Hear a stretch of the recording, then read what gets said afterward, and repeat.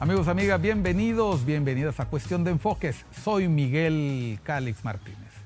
Miguel Calix Martínez, por ICN, una nueva conciencia. Contento de tenerlos nuevamente como audiencia en este su programa que se transmite todos los días de lunes a viernes a las 9 de la noche y se retransmite a las 8 de la mañana. Así que usted puede ver nuevamente este programa mañana. Como usted sabe, nosotros hablamos de los temas que hacen portadas, que hacen titulares y que son noticia y que usted puede ver en las redes sociales de ICN, icn.digital. También puede verlo en nuestros noticiarios de la mañana, del mediodía y el estelar en la noche. Acá nosotros tenemos los puntos de vista distintos, distintas opiniones, distintas perspectivas, distintos enfoques. Hoy nos vamos a referir al discurso presidencial. Bueno, vamos a hablar realmente de las celebraciones del 15 de septiembre de este fin de semana. Cayó 15 de septiembre un domingo, por lo tanto, buena parte de los empleados públicos tuvieron asueto hoy. Se trasladó el feriado para lunes y pues tendría que ser así, no solamente porque cayó domingo, sino porque la gran mayoría, sino casi todos de los burócratas desfilaron el 14 de septiembre. El gobierno durante la semana hizo llamados a sus parciales, a sus seguidores, a los militantes de Libertad y Refundación, a los simpatizantes del partido oficialista para que le acuerparan, para que le acompañaran en este momento complicado para el partido. El oficialismo ha estado bombardeado por malas noticias y por situaciones que le han ido mellando el favor popular. Las encuestas lo mencionan, ha atravesado momentos muy difíciles, pues la militancia de Libertad y Refundación ha marchado para decirle a la presidenta Xiomara Castro que no está sola. Ese fue el mensaje en la marcha del 14 de septiembre, pero también en el 15 de septiembre. Estamos acostumbrados los 15 de septiembre a tener una conmemoración cívica en todas las ciudades del país. Los jóvenes, las jóvenes se ponen sus mejores galas, sus padres hacen importantes inversiones de recursos que siempre se han criticado, pero que a la larga constituyen uno de los recuerdos más hermosos de los últimos años en la secundaria o en la primaria. Desfilan los niños de las escuelas en los días previos al 15. El 15 de septiembre pues marchan con bandas de guerra, con palillonas, con pomponeras, todos los colegios secundarios a lo largo y ancho del país. En La Ceiba, en San Pedro Sula, en Choluteca, en Danlí, en El Progreso, en Santa Rosa de Copán, en Valle de Ángeles, aquí en las comunidades más cercanas, los colegios marchan. Bueno, tradicionalmente, desde hace muchos años, cumplimos 203 años de la independencia de Centroamérica de la corona española. Primero la Capitanía General de Guatemala, brevemente fuimos independientes, luego nos anexamos a México. Por cierto, México también conmemora su independencia entre el 15 y el 16, aunque ellos tienen un poco más de tiempo. En el caso de Honduras, pues nos separamos del Pacto Federal en 1838 y desde entonces Honduras celebra su independencia no solo de la corona española, sino del Pacto Federal. Y así hemos venido en este proceso largo de historia republicana. En algún momento adoptamos bandera diferente a los colores tradicionales de la antigua República Federal de Centroamérica. Dejamos de tener el escudo de las Provincias Unidas de Centroamérica para sustituirla por 5 estrellas de pálido azul, como dice nuestro himno nacional. Si usted conversa con su padre, con su abuelo, con su abuela, le podrán contar que desde que tienen uso de memoria, nuestros colegios marchan el 15 de septiembre. Hubo un tiempo en que los colegios marchaban con fusil, marchaban con charreteras, marchaban con cananas, marchaban con todos los utensilios o los aperos y todas estas situaciones que son normales en la vida militar, en la vida castrense. Y con el paso de los años, las marchas militares, las marchas de John Philip Sousa, las marchas de otros autores europeos, pues fueron sustituidas por tonadas populares. Ya más recientemente, pues se puso de moda los ritmos de punta, recientemente hasta el reggaetón, y ha pasado mucho tiempo y esta celebración ha sido precisamente una de las circunstancias, ocasiones en las que la hondureñidad confluye sin distingos de colores políticos, sin distingos de profesiones religiosas, de origen social o económico, para celebrar ese evento del 15 de septiembre de 1821. Pues uno de los puntos culminantes en estas conmemoraciones siempre es el discurso del presidente, ahora presidenta de Honduras. Pues en el transcurso de la conmemoración destacó la peculiaridad del discurso de nuestra presidenta que, como usted habrá notado, nos queda la pregunta si el mensaje de la presidenta Castro era dirigido a toda esa hondureñidad, sin distingos de partidos políticos, sin distingos de clase social, o era un discurso orientado a fortalecer las convicciones, la tranquilidad de su importante masa de apoyo partidario. Y lo decimos porque el Estadio Nacional, en el caso de Tegucigalpa, estuvo lleno de enseñas rojinegras, que son los colores del partido de gobierno. En un discurso en el que se destacaron logros y los avances de la gestión gubernamental, la presidenta Castro dirigió un mensaje en la que destacó aspectos de soberanía, de no injerencia, de la defensa de la democracia, apeló a los términos que ya conocemos de superación de un tenebroso pasado, de una narcodictadura, y comenzó a hacer un recuento de una serie de medidas que desde la perspectiva del oficialismo pues reafirman esa soberanía y esa no injerencia. El haber derogado las sedes, por lo menos esa fue la intención, porque la medida no fue ratificada finalmente por el Congreso Nacional, el haber renunciado o denunciado el compromiso de acudir al Centro Internacional de Arreglo de Diferencias Relativas a Inversiones, CIADI, para resolver diferencias con inversionistas, la derogación de los fideicomisos y otra serie de acciones soberanas que fueron decisiones tomadas por su gobierno, al cual calificó de gobierno del pueblo.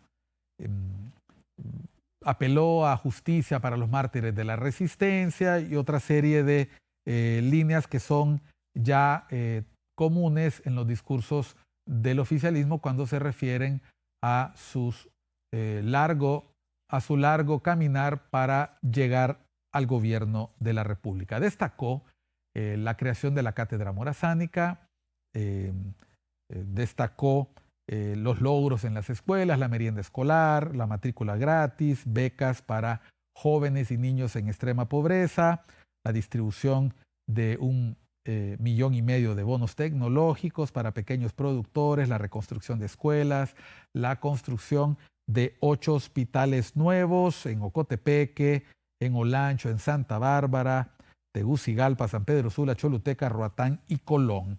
Aparte de ello, una inversión millonaria de 14,000 millones de lempiras en construcción de carreteras de concreto hidráulico sin distingos de municipalidades en relación a sus colores políticos. Y bueno, vamos a seguir hablando una serie de cosas. Escuche brevemente parte del discurso de la excelentísima señora presidenta constitucional de la República, la señora Iris Xiomara Castro.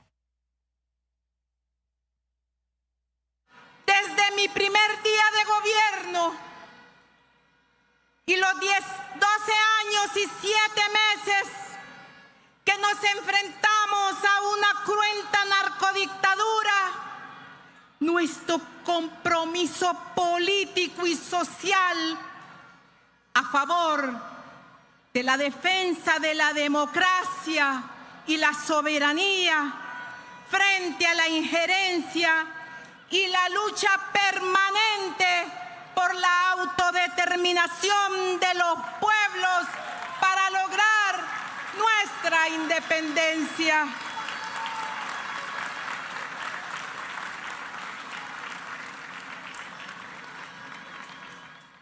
Se que este mensaje pone incómodos a un pequeño grupo de personas que han estado acostumbrados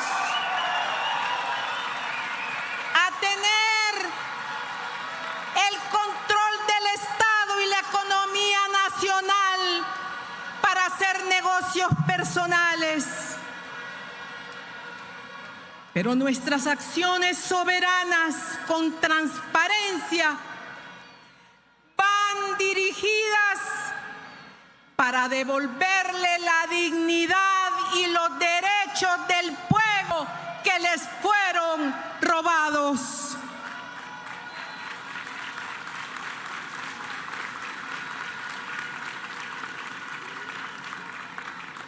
Soberanía es garantizar que las decisiones que benefician al pueblo de Honduras sean tomadas solamente por el gobierno elegido por el pueblo.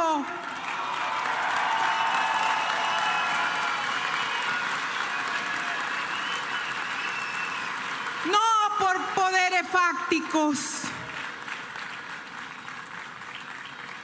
Este es el gobierno del pueblo.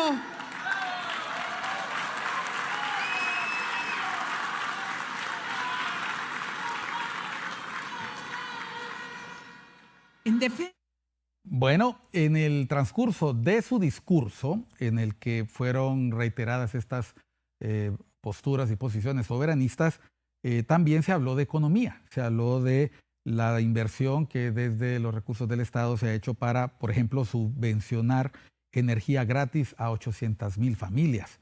También se habló del subsidio al combustible, 15,000 millones en subsidio, y se nos hizo un atento recordatorio que cada vez que llenamos nuestros tanques de gasolina debemos agradecer al esfuerzo gubernamental de 10 lempiras por galón, es decir, por cada casi 4 litros.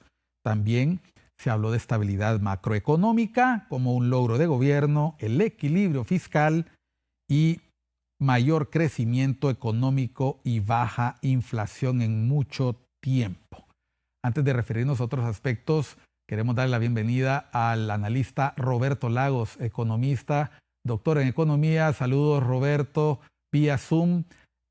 Al igual que toda la hondureñidad que está interesada en el mensaje de la presidenta, estuviste atento a los mensajes. Y digo esto a toda la hondureñidad porque realmente los desfiles de ayer, a diferencia de otros años, estuvieron marcados por un aire proselitista, político, partidario, que se ha ido haciendo ya una tónica, una costumbre en el gobierno de Libertad y Refundación. Primero marchando por aparte, luego marchando dentro de del mismo grupo de estudiantes y ahora pues copando el estadio de parciales para garantizar que no hubiera abucheos y que hubiera puros vítores, aplausos y júbilo de sus parciales. Saludos, Roberto. ¿Es cierto que estamos en jauja, que tenemos estabilidad macroeconómica, equilibrio fiscal, mayor crecimiento económico y baja inflación? ¿Hay motivos para celebrar? ¿El mensaje es para ellos o es para todos? Buenas noches, Miguel. Un gusto estar contigo y poder conversar sobre estos temas. Bueno, sobre el discurso de la presidenta en cuanto a temas económicos, realmente yo te traigo unas gráficas que más bien van a demostrar las distorsiones económicas generadas por las malas decisiones del gabinete económico, ¿verdad? Entonces, vamos a iniciar con la primera, es la caída de las reservas internacionales, ¿verdad? Yo pienso que esa es la primera gráfica que le mandé a tu producción, ¿verdad? Y me parece importante. Mira que en diciembre del 2021 el país tenía aproximadamente 8.677.6 millones de dólares de reservas internacionales. Y a septiembre del 2024 tenemos 6.828.2 millones de dólares. Eso significa una caída de 1.849 millones de dólares, significativa, todavía tenemos suficientes reservas, quizás no cumpliendo las metas del programa con el Fondo Monetario, y voy a elaborar sobre este punto. Básicamente, el gobierno decidió, ¿verdad? Y digo el gobierno porque el Banco Central carece de independencia en nuestro país, ¿verdad? Básicamente, el Banco Central responde a posiciones políticas, posiciones de, pareciera ser de soberanía, cuando los temas de los precios macros no son un tema de soberanía, son un tema de racionalidad económica. Entonces, ¿qué nos llevaron a tener esta caída de reserva? Pues en primer lugar, haber tomado $1.000 millones de reservas como préstamo para el gobierno, ¿verdad? Al inicio. Segundo lugar, haber decidido tener una tasa de política monetaria fija cuando nos encontramos en una crisis inflacionaria, lo cual generó el incentivo para el arbitraje. Significa, bueno, yo voy a ahorrar en el país que me ofrece la mejor tasa de interés, y hubo salidas de capitales del país. Y haber mantenido también un tipo de cambio, un nivel de deslizamiento de la moneda muy por debajo a lo que la economía hondureña necesita. Recordemos que nosotros necesitamos, desgraciadamente, porque no tenemos suficiente producción, deslizar la moneda para poder mantener nuestras reservas. Todo esto nos lleva a esta primera distorsión, que es la caída de las reservas internacionales, ¿verdad? Son 5 distorsiones las que yo he identificado, y esta es la primera. Una pregunta, Roberto. Una pregunta, Roberto. La presidenta Castro obviamente habla de los logros en su gestión. No va a poner los acentos ni los dedos sobre las cosas que no están funcionando bien. Sin embargo, tú estás mencionando que, así como no mencionó en ningún momento de su discurso la Sisi, que era uno de sus principales Promesas de campaña, y que sí fue mencionada en el discurso del año pasado y en el primer discurso, pero que ahora desapareció. Debió haberse mencionado los retos que está enfrentando la economía de Honduras, es decir, decir que se puede lograr o no un acuerdo con el Fondo Monetario Internacional iría a contrapelo de este discurso soberanista, bajo la lógica en la que se ha movido el discurso gubernamental. ¿Estoy en lo correcto? Sí, totalmente. Y vamos a ver cómo entonces todo lo que se habla de cuestiones de soberanía, a lo que nos ha llevado la soberanía, nos ha llevado a distorsiones, y ahora viene el fondo a tratar de incidir para que se cumpla el acuerdo, ¿verdad? Y para tratar de resolver estas distorsiones. Y aquí me voy a enfocar en el primer punto. El primer punto es un tema de inconsistencia. ¿Por qué inconsistencia? Porque si tú recuerdas, las autoridades económicas en todo momento nos vendieron la idea que no se iba a mover la tasa de política monetaria, y en segundo lugar que no se iban a realizar microdevaluaciones, que no se iba a deslizar el tipo de cambio, ¿verdad? Que eso era parte de la soberanía del país, y que por lo tanto esa era una postura del fondo. Sin embargo, ahora vemos un gobierno que requiere de recursos para poder colocar endeudamiento, y la mejor forma para colocar este endeudamiento o bono soberano, esa nueva deuda, que ya están los anuncios en los mercados, es mediante a cumplir las revisiones. Cumplir las revisiones con el fondo garantiza que el gobierno pueda tener a un bono soberano, a una emisión de deuda con una menor tasa de interés. Aclaremos una cosa, Roberto. Cuando tú dices bono soberano, el bono soberano tiene precisamente una característica totalmente inversa al nombre. ¿Puedes explicarlo? Sí, claro que sí. Básicamente esto solo es que el gobierno necesita recursos y va donde un banco privado, y entonces le da un cupón al banco privado en el cual le dice, ¿sabe qué? Yo le pido prestado esta cantidad de dinero, en este caso 500, 800 millones de dólares, y le voy a pegar esta tasa de interés, ¿verdad? Entonces se llama bono soberano porque es una emisión de deuda del soberano, del gobierno. Y entonces, por lo tanto, los inversionistas de afuera, dependiendo de esa tasa de interés, deciden si adquieren o no el bono, y la tasa de interés va ligado a tema de riesgo crediticio del país, que se denomina como ENVI, ¿verdad? Es el famoso riesgo país. A propósito. Básicamente, ese es como el riesgo crediticio. A propósito, ¿qué tanto se ha visto afectado el riesgo país en los últimos días con la publicación de videos que vinculan presuntamente a miembros del círculo más cercano de la presidenta Castro, independientemente de renuncias que todavía no se hacen en realidad en el Congreso Nacional o de retiros de miembros de gabinete. ¿Qué tanto afectó el riesgo país estos acontecimientos de los últimos días? Sí, fueron dos elementos, el elemento de los videos, pero también el elemento del tema del CIADI. Eso hizo que el mercado percibiera el tema del CIADI como un compromiso del gobierno, puede ser como un riesgo que tiene el gobierno en el tema financiero, ¿verdad? Porque si pierde perder estas demandas, el gobierno debería de pagar. Y se dio un incremento de aproximadamente 80 puntos básicos, ¿verdad?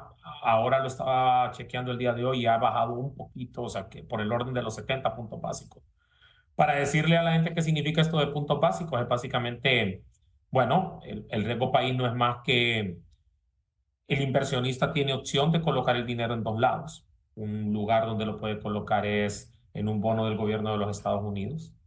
El otro lugar es, ok, le voy a prestar al gobierno de Honduras el dinero y que me pague una tasa de interés. Y básicamente el riesgo del país es ese adicional que debe pagar el gobierno de Honduras al inversionista en los Estados Unidos para que le preste el dinero por sobre el valor de un bono en los Estados Unidos. Roberto, antes de irnos a la pausa, ¿tienes otro gráfico que querías mostrarnos? Claro que sí, y este es el segundo gráfico cuando habla de crecimiento, ¿verdad? Y creo que va vinculado y lo vamos a mostrar. Es la clara desaceleración del crédito de las empresas.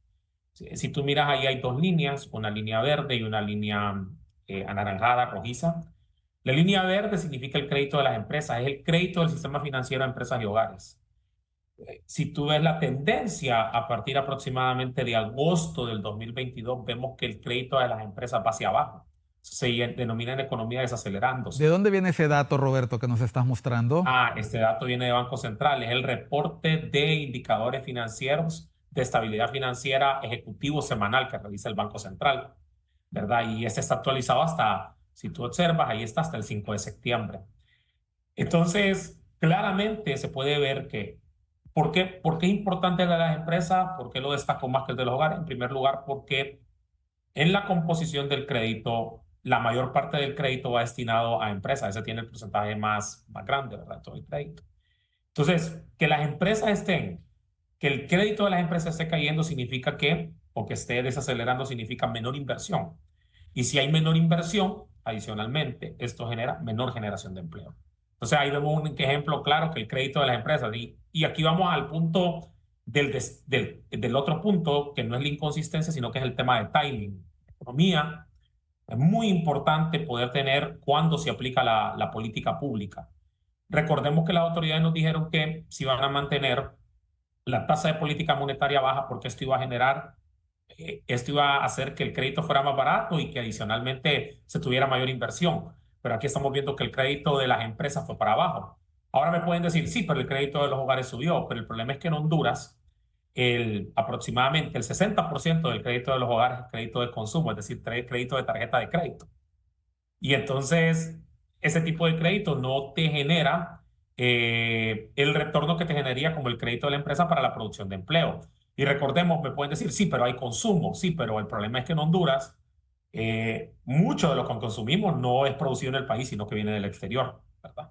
Entonces, ya empezamos a ver también que el crédito de los hogares empieza a desacelerarse, pero todavía es significativo, pero el punto relevante es que el crédito de los hogares, la mayoría es de tarjeta de crédito. Y entonces aquí vemos con la segunda distorsión, que se llama la desaceleración del crédito de las empresas, ¿verdad? Entonces, esa es la segunda distorsión, que es un síntoma, que nos va a dar un síntoma de que nos encontramos en un proceso de desaceleración económica. Y un proceso de desaceleración económica sería contradictorio de este mensaje de mayor crecimiento económico. Es decir, si con estas gráficas se mantuviera la tendencia, muy probablemente el discurso del 15 de septiembre de 2025 tendría que ser muy diferente y tendría que ser más bien una aceptación de que no se pudo lograr lo que se estaba proponiendo el gobierno. Vamos a una pausa, Roberto. Vamos a volver para concluir tu participación con otra información que tú tienes de por qué tenemos que ver con cautela el discurso presidencial de 15 de septiembre. ¿Por qué nos hacemos la pregunta si es un mensaje para todos? Porque cuando uno quiere decir verdades, escoge a quién decírselas. Y en este caso, más vale, no sé si la forma más apropiada de mencionarlo, es mejor una verdad que duela a una mentira que después tengamos que aceptar. Ya volvemos después de unos mensajes a Cuestión de Enfoques.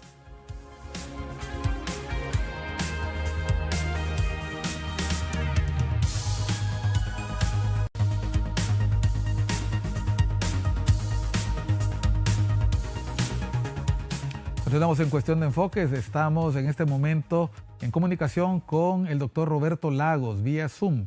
Estamos hablando sobre el contenido del discurso de la presidenta Iris Xiomara Castro Sarmiento, particularmente en el segmento en el que ella habla de indicadores económicos. Estamos hablando de subsidios, estamos hablando de recursos en inversión y particularmente 4 avances, 4 importantes logros: estabilidad macroeconómica, equilibrio fiscal, mayor crecimiento económico y baja inflación. Roberto, ¿qué tienes que decir al respecto? Tenías otros 3 gráficos. Sí. Estás hablando con datos. La tercera distorsión que identifico, subida de las tasas de interés. Y son 2 gráficas, solo para que las vea el pueblo hondureño. Mira esas son las tasas de interés sobre operaciones nuevas en el sector agricultura. ¿Para dónde va la línea? Para arriba. ¿Desde qué año? Desde el año 2023, aproximadamente febrero, nosotros empezamos ese proceso de incremento de la tasa de interés en agricultura. Si pones la siguiente, que son las tasas de interés en los sectores del financiamiento, aquí está, del comercio, industria y financiamiento de la exportación, ¿cuál es la tendencia? Hacia arriba. Mucho antes del anuncio del incremento de la tasa de política monetaria. Entonces significa que el mercado ya había internalizado que la tasa de política monetaria no correspondía a la realidad. Y entonces nosotros empezamos a ver ese incremento en las tasas de interés. ¿Qué provoca esto para la población? Mayores tasas de interés provocan que la población no pueda tener acceso a crédito, ¿verdad? O cambie su deseo de contratar crédito porque es muy caro, ¿verdad? El valor del dinero es muy caro. Entonces, esa es la tercera distorsión. Básicamente esto es otro síntoma de medidas duras de desaceleración económica. Luego la siguiente, ¿verdad? Ella habló de la inflación, dijo que teníamos una inflación baja. Una cosa que yo critiqué mucho, Miguel, fue el hecho de que yo le decía a las autoridades que la inflación no iba a terminar de ceder. ¿Por qué? Porque ellos, mediante el uso de esos $1.000 millones de recursos del Banco Central, iban a crear un mecanismo de inflación permanente. Es decir, que la inflación nunca iba a volver a bajar de 4. Y no lo quiero decir así, pero el tiempo me ha dado la razón. Mira que la inflación siempre se mantiene cercana a 5. No termina de bajar, no termina de ceder. Si observas, a partir de mediados del 2023 se mantiene en 5, baja un poquito y luego se mantiene muy cercana a 5 siempre. No termina de ceder la inflación. Y una inflación saludable para un país como Honduras sería de 2%. Ahora, aquí el tema también de las malas decisiones. O sea, como no se toman buenas decisiones en el tiempo correcto de política monetaria, esto provoca, ¿verdad?, que tengamos este efecto de inflación permanente que va a quedar en la economía y que va a ser muy difícil eliminarlo, ¿verdad? Y entonces, cuando la inflación de Honduras, y aquí vamos en comparación contra nuestros principales socios comerciales, es mucho mayor, y cuando tenemos fija, ¿verdad? Básicamente se mantiene fijo el tipo de cambio, provoca algo importante que es mi siguiente gráfica, que es la pérdida de competitividad. Entonces, ¿qué es lo que ocurre? Si vos te fijas, hay una línea azul, ¿verdad? Que está en una región rosada. Puede estar en la región rosada, que es región de pérdida, o puede estar en la parte inferior, o sea, debajo de 0, que es región de ganancia. Si vos te observas, durante básicamente la mayor parte de esta administración, Honduras ha tenido una pérdida de competitividad de sus exportaciones con respecto a sus socios comerciales, ¿verdad? Y entonces, básicamente, lo que nosotros vemos es que la contribución a esa pérdida de competitividad viene por 2 elementos. Viene ya sea por precios y viene por tipo de cambio, ¿verdad? Entonces, el tema de precios, el tema de tener mayor inflación que nuestros socios comerciales son esas barritas rosadas. Eso contribuye en gran medida a que nosotros estemos en la región de pérdida de competitividad, ¿verdad? Y adicionalmente, si miras las barritas moradas que están abajo, cada vez son más pequeñitas. Eso significa que el deslizamiento de la moneda cada vez fue más pequeñito, ¿verdad? Y que no logró compensar para que nuestras exportaciones ganaran competitividad. Entonces, Roberto, eso es pérdida de competitividad. Roberto, en un contexto en el que el gobierno eh, presume crecimiento económico y un crecimiento dentro del rango proyectado de 3.5% a 4.5%, son buenos números de cara a un acuerdo con el Fondo Monetario Internacional para ingresar al último año de gobierno. Básicamente, crecimiento entre 3,5 y 4% es el crecimiento histórico y por debajo del crecimiento potencial del país. Es decir, no estamos hablando de un logro excepcional, no estamos hablando de un 6%, no estamos hablando de condiciones extraordinarias. No, eso es simplemente, eso no es estabilidad, eso no le garantiza estabilidad macroeconómica. De hecho, hay que hacer correcciones para resolver estas distorsiones. ¿Qué tipo de correcciones? Te voy a enseñar la gráfica y te voy a enseñar cuál es la corrección. Es la siguiente gráfica. Este es el precio base del dólar en la subasta de divisas. Observa que básicamente en la fecha del 9 de agosto al 10 de agosto vemos un salto significativo en un solo día del precio de subasta de divisas de 4.38 centavos.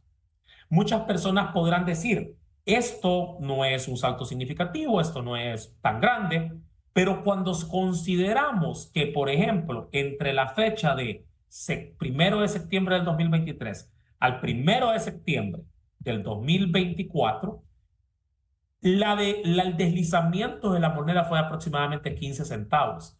Y al cambiar el precio base, esos 4.38 centavos se van a reflejar en los siguientes 5, 6, 7 días en el tipo de cambio. Entonces vas a ver un deslizamiento más acelerado, ¿verdad?, del empira contra el dólar. Eso te dice que el gobierno tuvo que seguir las recomendaciones del fondo. Esa es la primera señal. Entonces, este precio base del dólar en la subasta de divisas, ese incremento de 4.38 se va a trasladar y probablemente en los próximos días, miércoles, vamos a andar aproximadamente por 24 lempiras con 93 centavos de dólar. Yo estimé cuánto es el retraso cambiario de Honduras. El retraso cambiario que tiene Honduras por haber optado tener tasas de deslizamiento de la moneda mucho menores a las del pasado es de 50 centavos como mínimo, lo que deberían de estar deslizando el tipo de cambio. Y estas son las cosas que obviamente se va a trasladar a precios. Hubiera sido mucho mejor que las medidas se tomaran en el tiempo que correspondían, que se hicieran de forma paulatina, que se subiera la tasa de política monetaria. En este momento lo que estaríamos haciendo sería, ya estaríamos empezando a bajar la tasa de política monetaria, así como está ocurriendo con el ciclo económico de las economías como Estados Unidos y los demás países. Nosotros fuimos los únicos que nos pusimos a inventar el agua caliente y a ir en contra de lo que los demás países de la región hacían. Pero esta señal es importante porque esa es la señal. ¿Cuándo se anunció que se tuvo ese salto? Recordemos que ellos anunciaron, el fondo anunció que iba a venir a revisión el 9, ¿verdad? Si no me equivoco. Y ya el 10 ya miras el incremento claro en la subasta, ¿verdad? Roberto, antes de retirarte, ¿soberanía, testarudez o tardanza? Falta de racionalidad económica. Ese es el término apropiado. Pongámoslo en un lenguaje que entienda la gente. Básicamente es terquedad. Terquedad de enviar un mensaje. Primero decir, no voy a realizar esto porque yo soy un país soberano. Y con esto lo único que estabas provocando era dándote un tiro en el pie automáticamente. Y ahora se tienen que poner medidas correctivas y, como yo lo digo siempre, y quizás sonará repetitivo, y a muchas personas probablemente del lado del gobierno no les gusta, no hay almuerzo gratis y a alguien le va a tocar sufrir las consecuencias o pagar las consecuencias de decisiones que van, en primer lugar, que son inconsistentes y que son con falta de timing, es decir, que van a destiempo. Muchas gracias, Roberto. Gracias por la explicación. Bueno, solo estamos abordando uno de los aspectos del discurso. Te agradecemos tu colaboración porque efectivamente Muy buenas noches, Roberto. Muchas gracias. Buenas noches. Sí, porque cuando en un discurso se aplican una serie de elementos, yo creo que eh, tradicionalmente nuestros mandatarios lo que hacen el 15 de septiembre es hablar de la festividad del 15 de septiembre. No estamos diciendo que no sea positivo hablar de temas de país. Sin embargo, muchos de los aspectos mencionados por la presidente Castro son propios para la inauguración o la presentación de informe ante el Congreso Nacional, son propios para cadenas de radio y televisión que tienen un contenido específico e incluso para reuniones con parciales. Pero para el 15 de septiembre, hablar de los logros que luego pueden ser contradichos con simples gráficos que provienen, ojo, de los mismos datos del Banco Central, eso es riesgoso y finalmente tiene un efecto boomerang. Al volver de mensajes nos acompaña otro invitado. Vamos a referirnos a otros aspectos del discurso presidencial. A la vuelta de unos mensajes estamos en Cuestión de Enfoques por ICN, una nueva conciencia.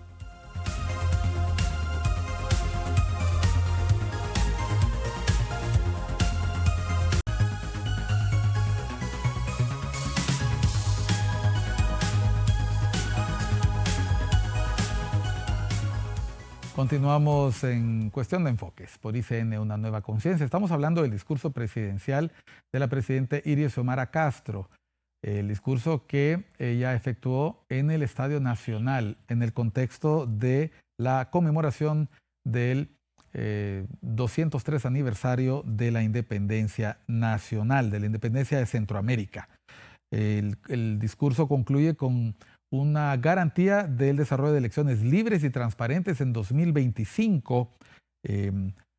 Hizo mención del nombramiento de la abogada Rixi Moncada como ministra de Defensa, un recordatorio del reto de las Fuerzas Armadas, o de la obligación de las Fuerzas Armadas de garantizar el libre ejercicio del sufragio en las elecciones de 2025 y que a pesar de las trampas del bipartidismo, pues se garantizarían elecciones libres y transparentes. También hizo mención al grave evento lo que ha ocurrido precisamente el día 14 de septiembre, el asesinato de un defensor de derechos humanos. Nos referimos al defensor de derechos humanos Juan López, de la zona de Guapinol, de uno de los defensores de los bienes comunes de esa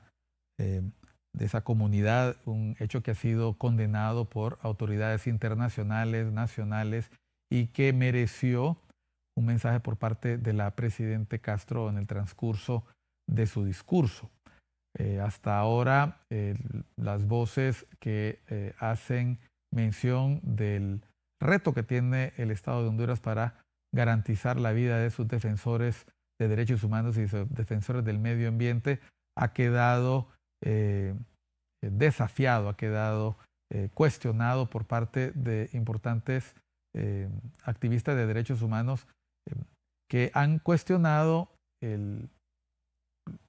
la respuesta, por un lado tardía, por otro lado omisa del Estado de Honduras en este momento, cuya tutelaridad en este momento está a cargo del Partido de Libertad y Refundación, de hacer frente a las amenazas y a la solicitud de medidas cautelares a favor del señor López. Vea usted que en el caso del Estado de Honduras se cuenta con un sistema de protección de defensores que cuenta con una ley de protección. Se logró crear en los últimos años institucionalidad que incluso puso a Honduras por delante de otros países al haber creado y puesto a funcionar una unidad de prevención y análisis de contexto, la denominada UPAC, que permitió elaborar planes de prevención y medidas alternativas de protección para los defensores. En el caso de la UAN se trabajó en su momento en un plan de prevención, estamos hablando de la gestión gubernamental anterior. Finalmente el mecanismo que con muchas dificultades funcionaba, pues ha sido cuestionado su falta de operatividad y su falta de acción para impedir que este miembro del Comité de Bienes Comunes pudiera salvar su vida. Ustedes ven en estos momentos en imágenes precisamente acciones que en su momento desarrollaron personas bajo el amparo de la bandera del oficialismo. Pero bueno, aquí estamos ante el reto de qué hará el Estado en el caso de este asesinato, habida cuenta que vimos reacciones contradictorias por parte de algunos funcionarios, incluyendo la misma presidenta. Realmente es quien está a cargo del Estado en este momento el que debe hacer una investigación pronta, una investigación expedita. Se ha hecho público una recompensa de al menos 500,000 lempiras a quienes den razones y paradero de los victimarios, de las personas que hicieron este ejercicio de sicariato en contra de la vida del defensor. Vamos a ir a una pausa. Al volver tendremos comunicación con un invitado más que comentará y nos presentará algunas opiniones con respecto a los retos que tiene el Estado para poder garantizar la vida de defensores y que sin duda alguna mancharon la celebración del 15 de septiembre debido a la pérdida de un valioso hombre como la persona que les hemos mencionado, el defensor de derechos humanos Juan López. Ya volvemos.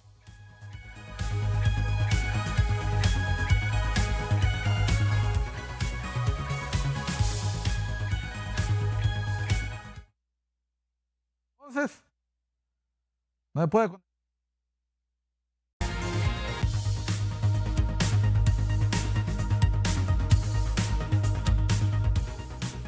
Continuamos en Cuestión de Enfoque. Tenemos al habla a la defensora de derechos humanos, Dina Mesa.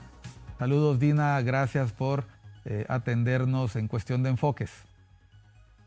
Muy buenas noches, Miguel. Muchas gracias por la oportunidad. No, y muchas gracias por el esfuerzo. Tuvimos algunos retos para hacer la conexión, pero lo importante es que tenemos la posibilidad de comunicarnos. Dina, ¿cómo ves los retos del Estado de Honduras que en plena conmemoración de 15 de septiembre tuvo que recibir esta terrible noticia del asesinato de un importante defensor de derechos humanos y de los bienes comunes como Juan López? Bueno, es un gran reto, ¿verdad?, para el Estado de Honduras. La verdad es que cuando uno enfrenta una situación y la puede enfrentar como un reto o un obstáculo, en este caso pienso yo que se trata de desatender una situación y no reconocer que se cometen errores. ¿Qué quiero decir con esto? Quiero decir que vienen sucediendo reiteradamente crímenes contra personas defensoras y no se toman las precauciones del caso ni se enmiendan los errores.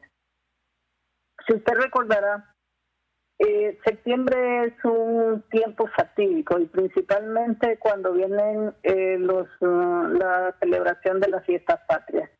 ¿Recuerda usted que el año pasado Ramiro Lara fue atacado a balazos? Es correcto. Al menos unos 20 balazos hicieron contra su vivienda y no estuviera contando el cuento si hubiera estado en el cuarto donde le hicieron los disparos. Y ahí también era una cuestión de medio ambiente.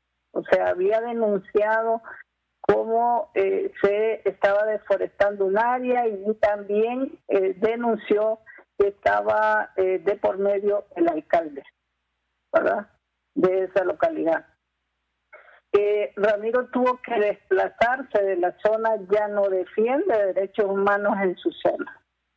¿Qué quiero decir con esto? Quiero decir que viene reiterado el problema y este gobierno no lo ha tomado en serio. ¿Por qué?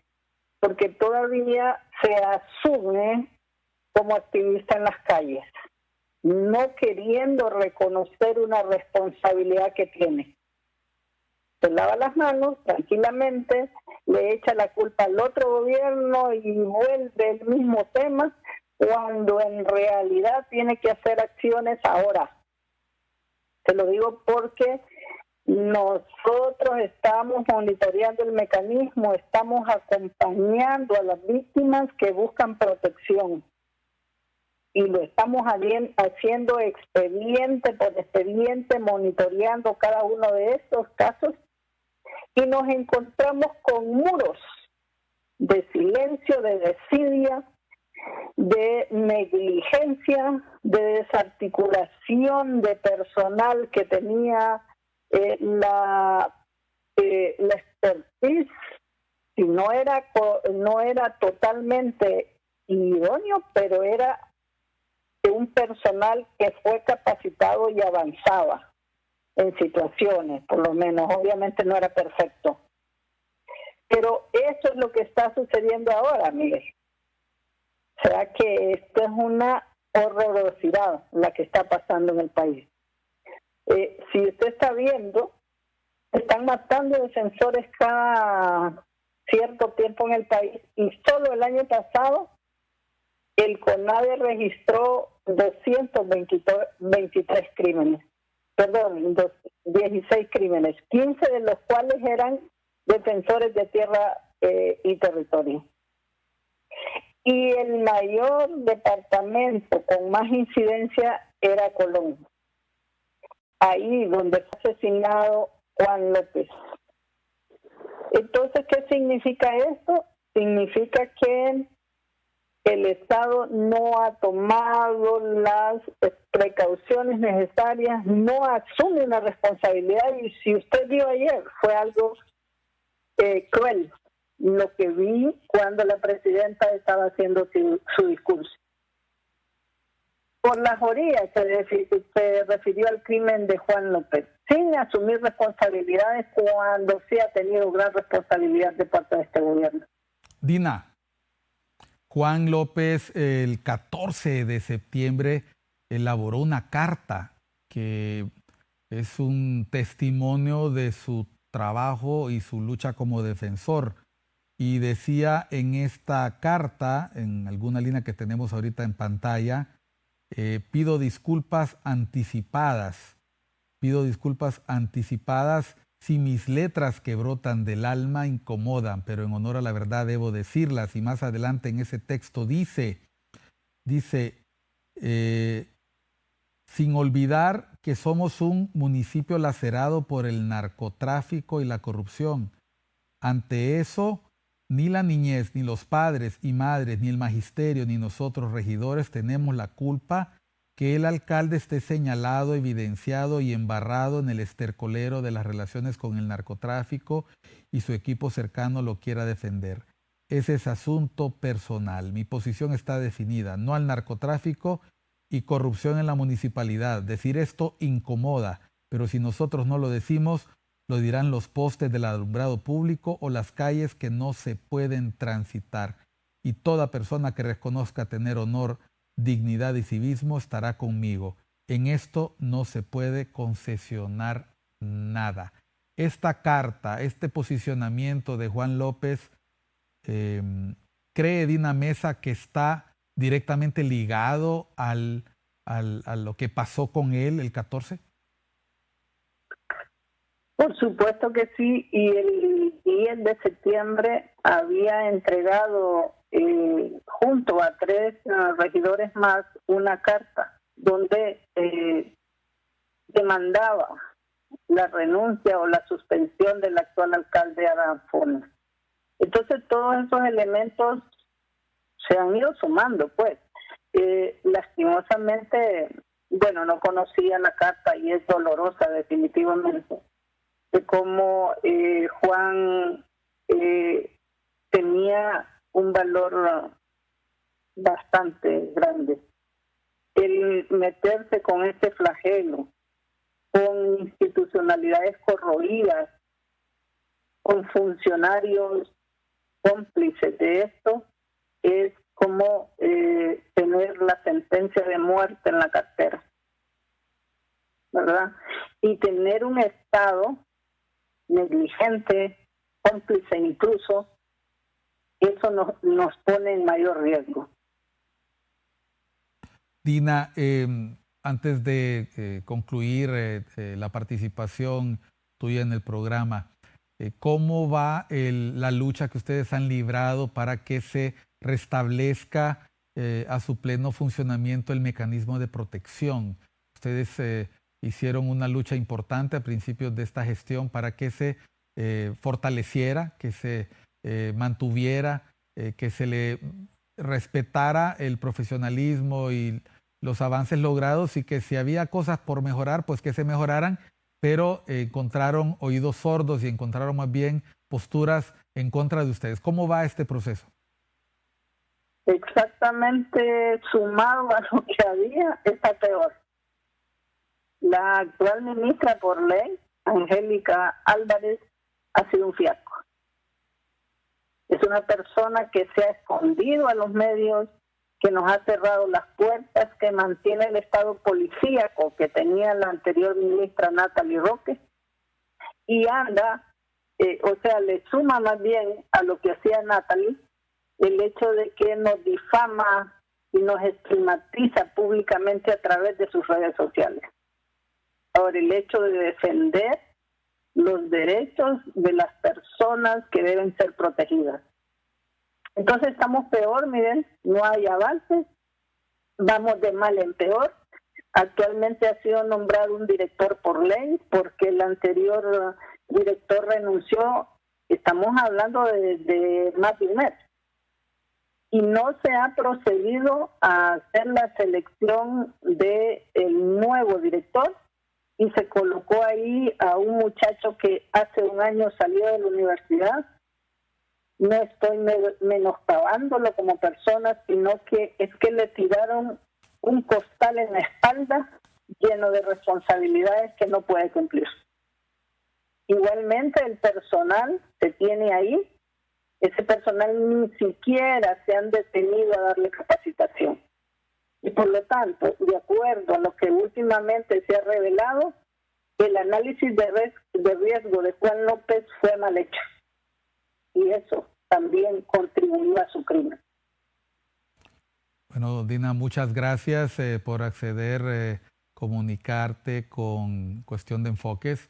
Es menudo reto el que le corresponde a los defensores de derechos humanos hacer frente a este riesgo permanente, que en este caso se vuelve una realidad, una triste realidad, con el asesinato del compañero Juan López en la comunidad de Tocoa. Esa carta que ustedes pueden encontrar en redes sociales, en algunos sitios, como por ejemplo, les puedo citar la página de Reportar Sin Miedo, precisamente el último mensaje de Juan López, queda como testimonio no solo de la lucha, sino de los riesgos que estaba afrontando el reconocido defensor de derechos humanos, defensor de los bienes comunes Juan López, y que hoy se convierten en un desafío para la institucionalidad del Estado, como tantos otros casos, tal cual lo ha mencionado Dina Mesa. Gracias, Dina, por tu participación y mucha fuerza por el trabajo que se viene enfrente. Este fue Cuestión de Enfoques. Hemos hablado del discurso de la presidente Castro. Hemos cerrado con este tema porque al final fue la misma presidente Castro quien lo ha mencionado, como ha dicho la periodista y defensora de derechos humanos Dina Mesa, sin asumir responsabilidad. Pero independientemente de que eso haya sido así, 15 de septiembre, 14 de septiembre, precisamente la fecha en que el oficialismo ha marchado por las calles de la ciudad capital, ha ocurrido este terrible hecho que bajo toda circunstancia condenamos y que demandamos al Estado de Honduras, como se hace en cualquier caso de violaciones a derechos humanos, como en las que la misma presidente mencionó con respecto a los mártires de la resistencia. No deben ocurrir en un país y deben siempre perseguirse. La presidenta dijo: golpes de Estado nunca más. Asesinatos de defensores de derechos humanos nunca más. Esto fue Cuestión de Enfoque. Soy Miguel Calix Martínez. Siga disfrutando de ICN, una nueva conciencia.